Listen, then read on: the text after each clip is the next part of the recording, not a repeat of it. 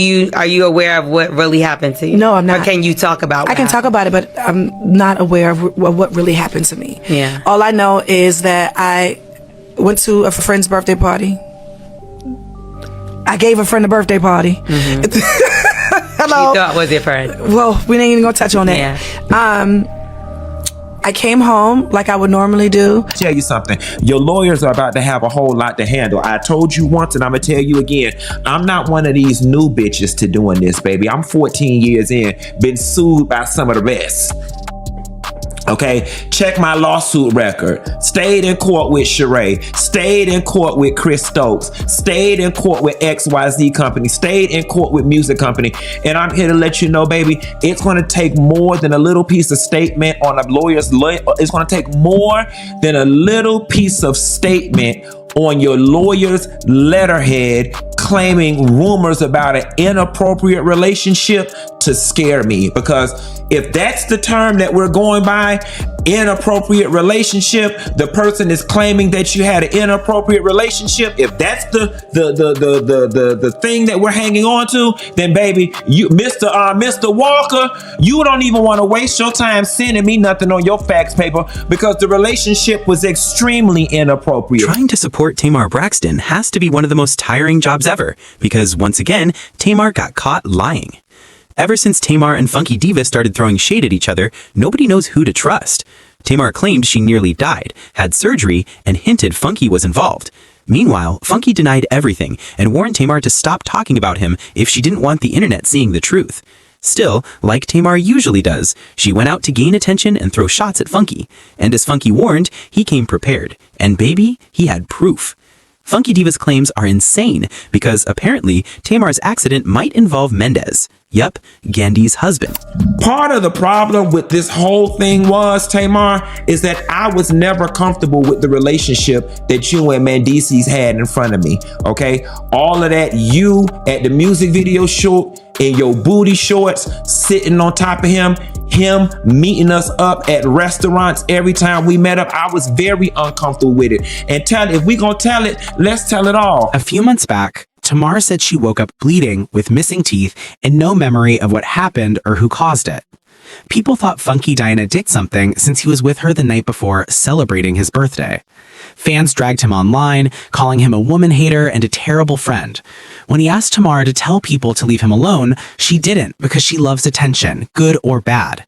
In her mind, there's no such thing as bad publicity. Funky defended himself, saying he had no clue what happened to her that night. I want to know what all the hell going on, bitch. I want to know what's going on too, bitch, okay? The lady got on the internet and said she almost died. Now listen, let me just go ahead and get this out the way, okay? Before we even get to the top of the show, I don't know what happened to the lady. Okay, for those of y'all that don't know, I'm talking about Tamar Braxton. I don't know what happened to the lady. But Tamar treated Funky like he was just an obstacle for her media fame. She kept throwing shade, claiming she didn't need him at all, while admitting something did happen that night and required surgery. I want him to tell his own story. You know, I don't really like telling people's story. You should ask Mendeecees. Funky kept warning her repeatedly that if she didn't speak up and defend him, the world would see the kind of secrets he had on her, because he wasn't someone to back down from a confrontation. All I was asking was for you to go back to your stories and put, Funky Dineva didn't do anything to me, guys. I was resting. I should have said something earlier. That was all you had to do, and it could have been done with on my end. Even in this very moment, that was all you had to do, and it could have been done. Apparently, Tamar decided to test Funky's patience, thinking he might let her get away with it. She brought up the accident months later after it faded from attention. She appeared on the Morning Hustle with Laurel, revisiting the incident. Tamar didn't need to do this interview. She could have stayed home and kept the story private. But she chose to answer lingering questions about what happened that night. Are you aware of what really happened to you? No, I'm not. Or can you talk about I can talk about it, but I'm not aware of what really happened to me. Yeah. All I know is that I went to a friend's birthday party. I gave a friend a birthday party. Hello. You thought was your friend. Well, we ain't even gonna touch on that. Yeah. I came home like I would normally do. Tamar never named Funky Dineva directly, but everyone knew who she meant. She also made him seem ungrateful, like she threw a party for him only for him to hurt her. Funky Diva wasn't the only one she mentioned. When asked about her connection with Mendeecees, she denied it hard. You'd think they only collaborated professionally and had no personal ties. No, to be honest, I barely even know him. Okay. To be honest, you know what I mean? Yeah. We're not like, we're cool, but he's not like my homie. You know what I mean? It's not like that. And he just got casted in a film. Did she really say she didn't know Mendes was like that yet? Asked him to appear in a music video with her? When the interview went live, fans warned Tamar that Funky wouldn't like how she talked and shouldn't play victim when he reacted. Once Funky heard about it, he was furious. He promised to drag Tamar if she even breathed in his direction. He claimed he didn't follow her home because she was already with a friend who seemed ready to take care of her. That friend was Mendes, Yandandy Luther King's husband. I did not get out the car and go upstairs with Tamar when we got back to her house. Because after her and Mendeecees got through kissing in the back of that goddamn car, I figured they wanted to be up there privately. That is why when we got dropped off at Tamar's house, I did not go upstairs. I got in my damn car and went home because you was sitting on his lap in that goddamn Uber and y'all ass was kissing, okay? And the shit made me damn uncomfortable. Apparently, Mendeecees and Tay stayed together all night, keeping distance so cameras wouldn't notice their closeness. But everyone at the V12 knew. When filming stopped, they were all over each other in front of Funky. Tamar claims she didn't know Mendeecees, but they kept making out on the way to her house and eventually got together while Funky went home. Funky says it wasn't just Tamar and Mendeecees. A third guy was involved. This same person, Tamar claimed, found her unconscious.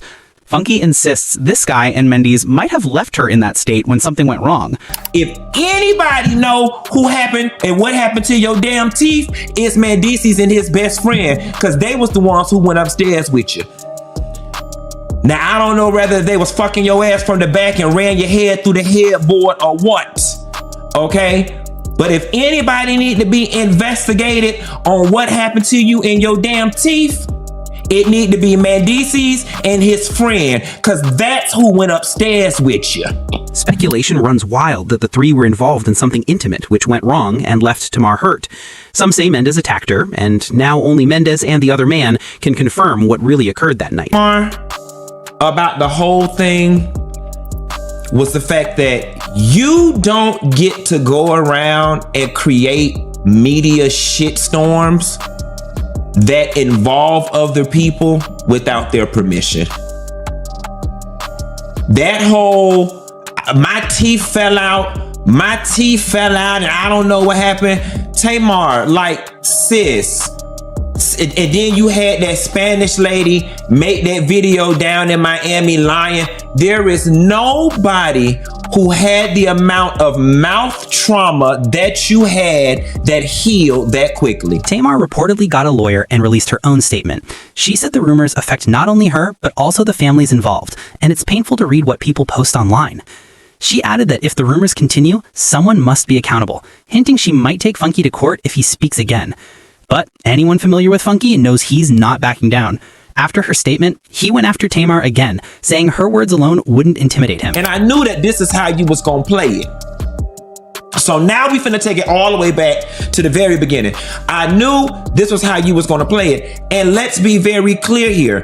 If y'all remember when the situation first broke and about the whole mouth stuff, and I said, and the only reason you dropped that video is because, and I said, I ain't gonna do it to you.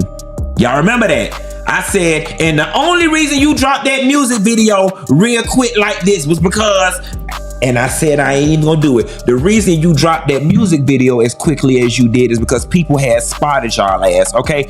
Inappropriate relationship. Well, you tell me, Tamar, if it's appropriate or inappropriate when we're sitting at Roof Chris and he's rubbing in between your thighs, in between your dress. Maybe this time Tamar has to admit she picked a fight she can't win because Funky isn't scared of legal action. If anything, he's waiting for her to file so he can settle this once and for all. You know, me and her are just getting to know each other, and she got this stuff going on with Mendeecees, and she know I'm a YouTuber, and she know I'm a blogger, and I'm curious to know if she's doing all of this because she want me to go tell it. You know what I'm saying? And now that I look back at all of it, I really do feel like it was a scheme that you set up to put me in this position to do it. Some may say Funky Diva is lying or exaggerating to make her look bad, but the way he approached it with a "I've had enough" attitude shows he was telling the truth, no matter what people think after hearing him. Tamar, you gonna sit up in my face? You gonna sit up in my face with your 3 faces and tell me that you and Mendeecees did not have a conversation at that table in Roof Chris about him putting out a statement about him and Yandy not being together no more? We really gonna do that? And he said he did a version of the letter on Chat GPT. And then you started laughing back and was like, no, you gotta go back and rewrite it to kind of make it sound like it's you. We gonna say that didn't happen? We gonna say that didn't happen? We gonna sit up here and say, after he was digging in between your thighs at that Roof Chris, and he got up and went to the bathroom, that the conversation was, y'all, I can't. He just my friend. He just my friend. I can't. I mean, and then I said, Tamar, ain't he married? He ain't married. They not married. They just do that for the show. They not married. That's what we gonna do? People are also supporting Monkey because this isn't the first time Tamar has been involved with someone else's husband. The way Funky Dineva exposed Tamar Braxton is wild. I like Tamar, but this is the second time she's been linked to someone else's spouse, and it's troubling. First it was Jermaine Dupri's father, now Mendez. Tawanda was right. That's why she tried to paint him as the villain. She's been sneaky with Yandy's husband. What do you think? Did Tamar and Mendeecees have something, or was Funky seeing things? Comment below, like, and subscribe. I'll see you next video.